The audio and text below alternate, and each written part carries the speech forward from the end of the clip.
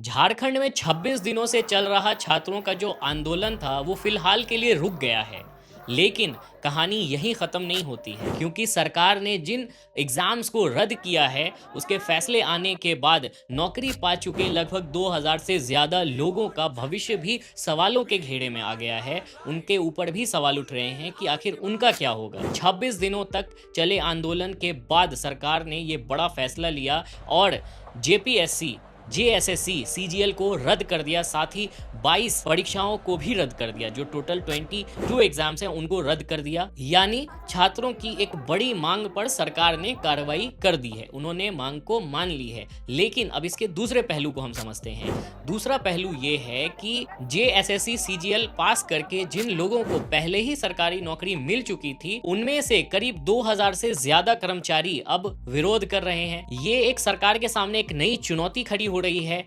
इन लोगों का क्या कहना है, अब जरा ये जान लीजिए। इनका ये कहना है कि अगर परीक्षा में गड़बड़ी हुई है, अगर हम दोषी हैं तो हमारे ऊपर कार्रवाई कीजिए, आप हमारी जांच कर लीजिए। इनमें कोई गड़बड़ी हुई है, आप जांच की कमेटी बिठा लिए, जांच कीजिए। अगर जांच में गड़बड़ी पाई जाती है तो हम अपने पद से इस्तीफा देंगे या आप परीक्षा रद्द कर दीजिएगा, तो हमें कोई दिक्कत नहीं है। उनका कहना है कि आप डायरेक्ट परीक्षा क्यों रद्द कर रहे हैं, लेकिन बिना गलती साबित हुए उन लोगों की नौकरी क्यों जाए, ये उनका कहना है। सरकार इस वक्त दो धारी तलवार के सामने खड़ी है।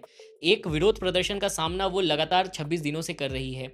अब एक नया प्रदर्शन और विरोध उनके सामने खड़ा हो गया है। जिन लोगों की बहाली हो चुकी थी, जिन लोगों की नियुक्ति हो चुकी थी, वो लोग अब सचिवालय के बाहर जाकर के विरोध कर रहे हैं सरकार के खिलाफ और सरकार के फैसलों के खिलाफ। अच्छा, अब इसमें एक नया ट्विस्ट है, आप इस चीज को समझिए। जो छात्रों ने ये कहा है, जो 26 दिनों से धरने प्रदर्शन पे बैठे हुए हैं, उन लोगों का ये कहना है कि हम आपको 60 दिनों का समय देते हैं। आपने जो जो वादे किए हैं, यानी वो मुख्यमंत्री से कह रहे हैं, हेमंत सोरेन से, कि आपने जो वादे किए हैं हम आप पर भरोसा करके हम आपको 60 दिनों की मोहलत देते हैं। 60 दिनों के लिए हम अपना जो आंदोलन है उसको अस्थायी स्थगित करते हैं यहीं पर।